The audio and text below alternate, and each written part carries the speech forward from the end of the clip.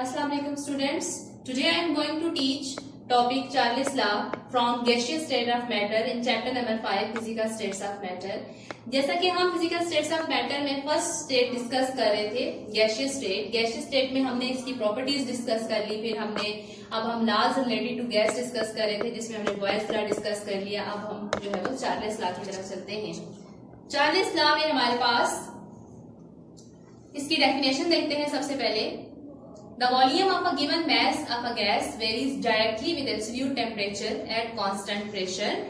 अब चार्ल्स हमारे पास एक साइंटिस्ट थे, केमिस्ट थे, जिन्होंने जो है वो इस रिलेशनशिप को स्टडी किया। वो रिलेशनशिप किसमें है, जिस तरह से हमने डिस्कस किया था कि हमारे पास 4 पैरामीटर्स होते हैं, pressure, temperature, number of moles and volume. अब इसमें हम कोई से दो जो है वो पैरामीटर को हम कंपेयर करते हैं और कोई से दो को जो है वो हम कांस्टेंट रख लेते हैं। इसमें हमारे पास हम pressure, temperature, volume, number of moles of a gas. अब अगर हम बात कर रहे हैं the volume of given mass of a gas. Given mass मतलब हमारे पास ये नंबर ऑफ मोल्स जो है, गैस का मैस जो है ये कांस्टेंट है। Varies directly with absolute temperature at constant pressure. और इसका मतलब प्रेशर भी हमारे पास क्या है, कांस्टेंट है। जब प्रेशर भी कांस्टेंट है, नंबर ऑफ मोल्स या गिवन मैस भी कांस्टेंट है, तो इस मीन दैट कि हम इन दोनों का रिलेशन स्टडी करने जा रहे हैं, कि हम वॉल्यूम और टेम्परेचर का रिलेशन स्टडी करने जा रहे हैं। तो चार्ल्स लॉ में हम जो है वो वॉल्यूम और टेम्परेचर का रिलेशन स्टडी करते हैं। तो डेफिनेशन भी हमारे पास यही है कि किसी भी गैस का जो हमारे पास वॉल्यूम है वो टेम्परेचर के साथ डायरेक्टली रिलेटेड होता है एट कांस्टेंट प्रेशर। मींस के टेम्परेचर और वॉल्यूम का डायरेक्ट रिलेशन बनता है कि अगर आप टेम्परेचर इंक्रीज करते हैं वॉल्यूम इंक्रीज हो जाता है, अगर आप टेम्परेचर डिक्रीज करते हैं तो वॉल्यूम भी क्या हो जाता है, डिक्रीज हो जाता है। तो इसको हम जो है वो with the help of diagram understand करते हैं कि ये सब क्यों होता है, टेम्परेचर इंक्रीज करने से वॉल्यूम क्यों इंक्रीज हो जाता है, इसकी क्या रीजन है। तो इसमें हमारे पास ये कंटेनर है, इस कंटेनर में ये गैस पार्टिकल्स हैं। यहां पे हमारे पास से हम पिस्टन लगा देते हैं जो कि हमारे पास फ्रिक्शन लेस पिस्टन है, मतलब ये मूव कर सकता है। जैसे अगर गैस का इनसाइड प्रेशर इंक्रीज होता है तो ये मूव करके ऊपर आ जाएगा। यहां से हम इसे हीट प्रोवाइड करते हैं, मतलब टेम्परेचर देते हैं। यहां से हम क्या प्रोवाइड करते हैं, टेम्परेचर। ये हमारे पास गैस मॉलिक्यूल का वॉल्यूम है। अब जैसे ही हम यहाँ से टेम्परेचर प्रोवाइड करते हैं, हीट करते हैं, तो हीट करने से इन गैस मॉलिक्यूल्स की काइनेटिक एनर्जी इंक्रीज हो जाती है। जब इनकी एनर्जी इंक्रीज हो जाती है तो ये मॉलिक्यूल बहुत तेजी से कोलाइड करते हैं, इनकी कोलिजन स्टार्ट हो जाती है, रैंडमली मोशन करते हैं, आपस में इनका कोलिजन हो जाता है, with the walls of container इनका कोलिजन हो जाता है, मतलब इनका इनसाइड जो प्रेशर है वो इंक्रीज हो जाता है। अब ये अपने इनसाइड प्रेशर को इस बाहर के प्रेशर के साथ बैलेंस करने के लिए ये अपने वॉल्यूम को इंक्रीज करना चाहते हैं। और जब जैसे ही जो है ये मूव करते हैं तो ये पिस्टन जो है वो ऑटोमेटिकली ऊपर चला जाता है। मीन्स कि अब के बाद हमारे पास सिचुएशन कुछ ऐसी हो जाएगी कि हमारा पास वॉल्यूम यहां तक चला जाएगा। नाउ वॉल्यूम जो है वो हमारे पास इंक्रीज हो चुका है।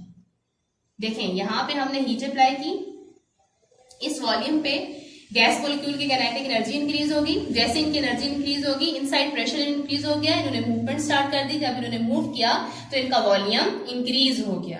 तो दिस इज हाउ हम कहते हैं कि टेम्परेचर का और वॉल्यूम का डायरेक्ट रिलेशन है। मतलब कि आप टेम्परेचर इंक्रीज करेंगे तो वॉल्यूम जो है वो हमारे पास इंक्रीज हो जाएगा, और अगर आप टेम्परेचर डिक्रीज करते हैं तो वॉल्यूम हमारे पास क्या हो जाता है, डिक्रीज हो जाता है। और अब इसके हम मैथमेटिकली फॉर्म देखते हैं। मैथमेटिकली फॉर्म में हमारे पास volume directly related with temperature, V directly proportional to T।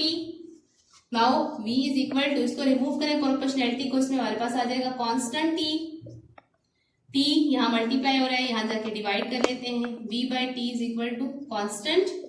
यानी कि हमारे पास चार्ल्स लॉ में हम देखते हैं कि वॉल्यूम और टेम्परेचर, वॉल्यूम बाय टेम्परेचर हमारे पास क्या है, कांस्टेंट है। ठीक है, यानी कि वॉल्यूम को टेम्परेचर की वैल्यू से हम डिवाइड करेंगे तो हमारे पास रिजल्टेंट जो है वो क्या बनता है, कांस्टेंट। यानी कि वॉल्यूम और टेम्परेचर की वैल्यू जो है वो डायरेक्टली रिलेटेड है। वॉल्यूम इंक्रीज करने से टेम्परेचर इंक्रीज हो जाता है।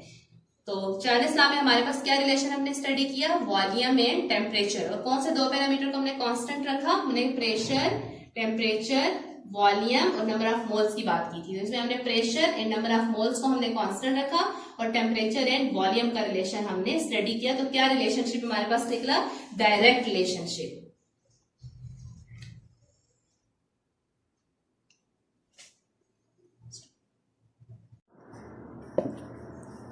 Now we can also explain this relationship with the help of a graph। इसमें हम ग्राफ में देखेंगे कि वॉल्यूम और टेम्परेचर का जो हमारे पास डायरेक्ट रिलेशनशिप है, ग्राफ की मदद से भी समझ लेते हैं।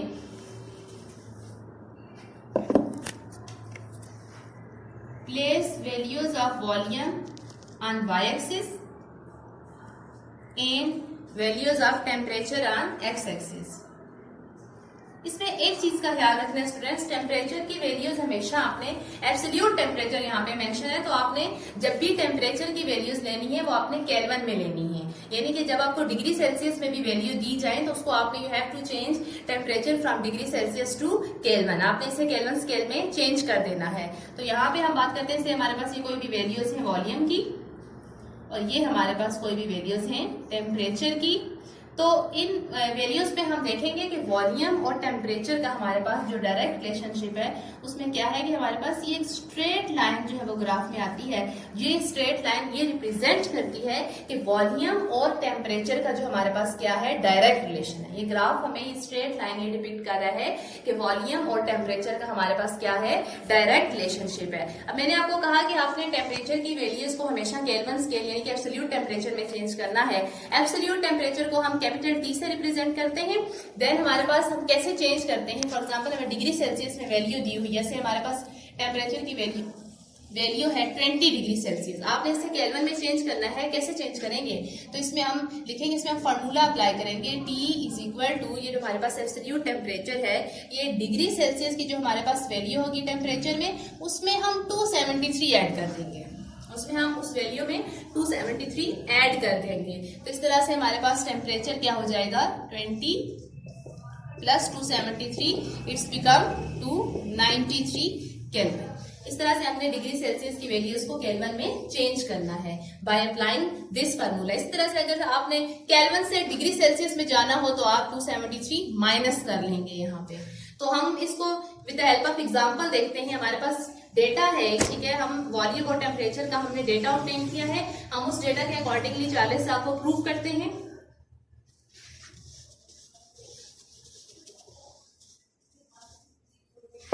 से मेरे पास वैल्यूज हैं टेम्परेचर,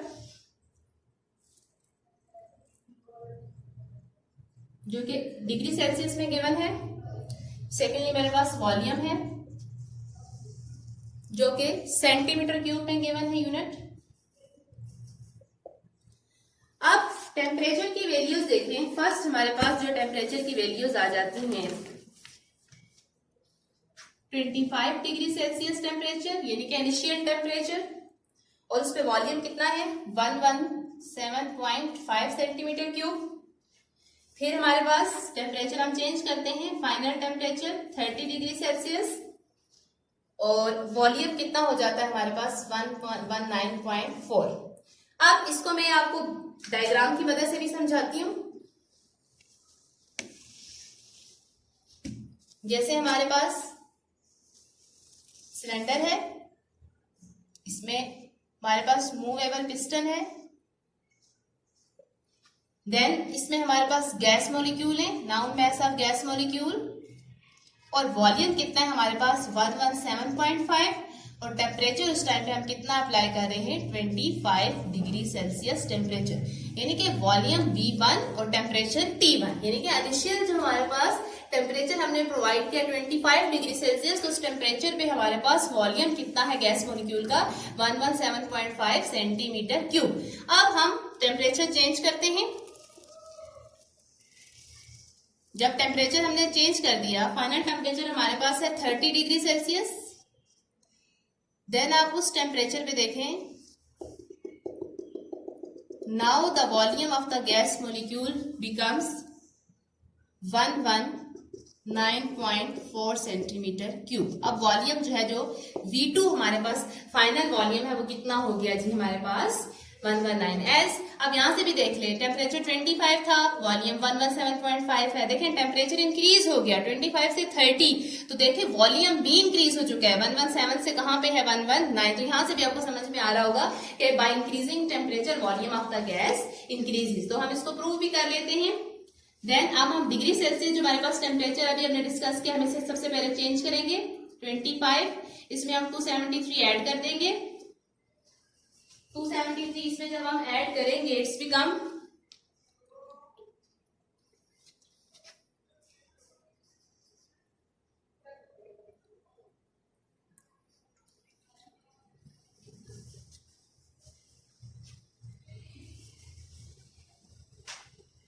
25 प्लस 273, इट्स बिकम 298। ये 298 केल्विन हो जाएगा हमारे पास। इसी तरह सेकंड है हमारे पास 30 डिग्री सेल्सियस, उसमें हम ऐड करेंगे तो ये हमारे पास हो जाएगा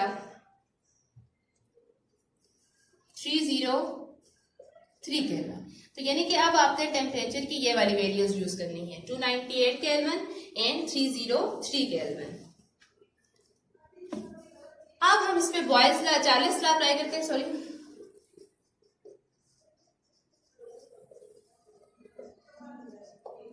चार्ल्स लॉ का हमारे पास फाइनल क्या स्टेटमेंट थी, अगर आप लोगों को याद हो, V/T is equal to constant.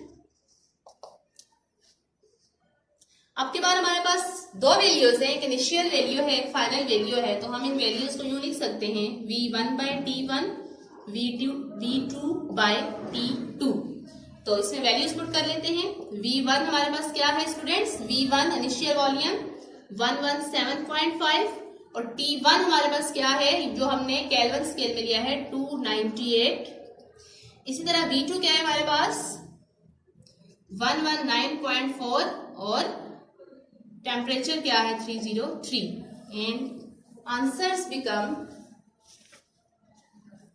इनके आंसर्स हम देखते हैं। फर्स्ट है हमारे पास 117.5 ओवर 298,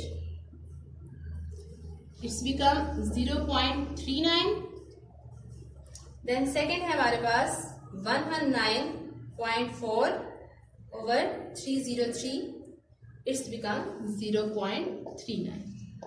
सो हिंस प्रूफ, हमने ये प्रूव कर लिया है कि हमारे पास जो है वो दोनों वैल्यूज कांस्टेंट हैं। It's mean that volume and temperature का हमारे पास डायरेक्ट रिलेशनशिप है कि जब हम टेम्परेचर इंक्रीज करते हैं तो वॉल्यूम भी क्या हो जाता है, इंक्रीज हो जाता है। अब इसको हम एक सेल्फ असेसमेंट से भी आगे, हमारे पास बुक में सेल्फ असेसमेंट गिवन है, हम एक न्यूमेरिकल सेल्फ असेसमेंट में भी सॉल्व कर लेते हैं ताकि आप लोगों को करने में आसानी हो। बाकी आप लोगों ने खुद इसकी एग्जाम्पल्स भी प्रैक्टिस करनी है, ठीक है। और मैं सेल्फ असेसमेंट का आपको न्यूमेरिकल करवाती हूँ।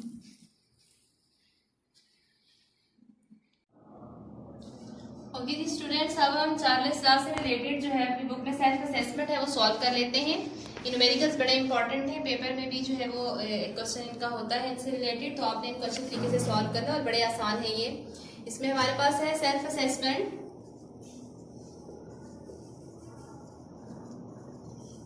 5.2 है, क्वेश्चन नंबर 2 है हमारे पास। मैं रीड कर लेती हूँ क्वेश्चन, फिर हम इसका गिवन डेटा बना लेते हैं। क्वेश्चन है, A bacterial culture isolated from sewage produces 36.4 centimetre cube. तो स्टूडेंट सेंटीमीटर क्यूब जो है वो हमें पता है किसकी वैल्यू है हमारे पास, volume.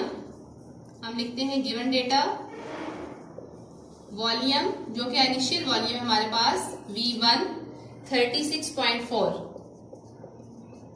Centimetre cube. Secondly, of methane gas at 27 degree Celsius. Degree Celsius we know temperature, it's mean ये इनिशियल टेम्परेचर है हमारे पास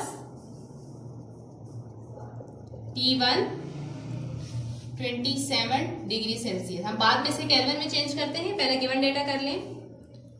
this gas occupies 33.124 centimetre cube. अब इसका मतलब हमारे पास जो है वो फाइनल वॉल्यूम अब कितना है, V2 33.124 centimetre cube at 0 degree Celsius, यानी कि अब टेम्परेचर कम कर दिया है। टेम्परेचर डिक्रीज कर दिया गया है T2 0 degree Celsius.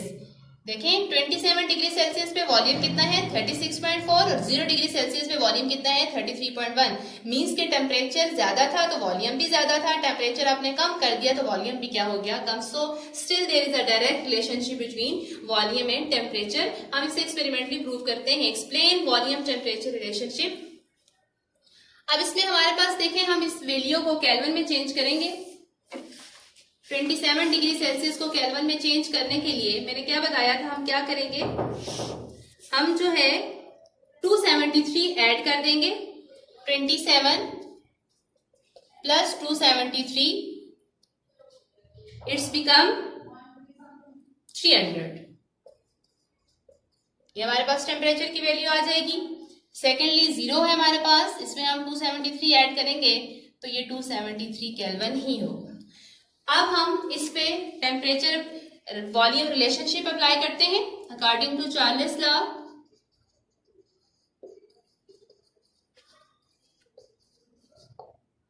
V1 over T1 V2 over T2। तो इस रिलेशनशिप के अकॉर्डिंगली अगर हम देखें, V1 क्या है हमारे पास 36.4 एंड T1 हमारे पास क्या है 300। V2 क्या है हमारे पास 33.124 और T2 क्या है हमारे पास 273। अब इन वैल्यूज को हम सॉल्व कर लेते हैं। 0.12 और इसमें हमारे पास 33.124 over 273 it's become 0.12। It's mean that के हमारा जो डेटा है वो इस रिलेशनशिप को फॉलो कर रहा है जो कि वॉल्यूम टेम्परेचर रिलेशनशिप है। This data follows Charles law. तो सेकंड जो पार्ट है इसका, सेकंड जो न्यूमेरिकल है वो आप लोगों ने खुद सॉल्व करना है। सिमिलर इसी तरह से आपने गिवन डेटा बनाना है और वॉल्यूम टेम्परेचर रिलेशनशिप को प्रूव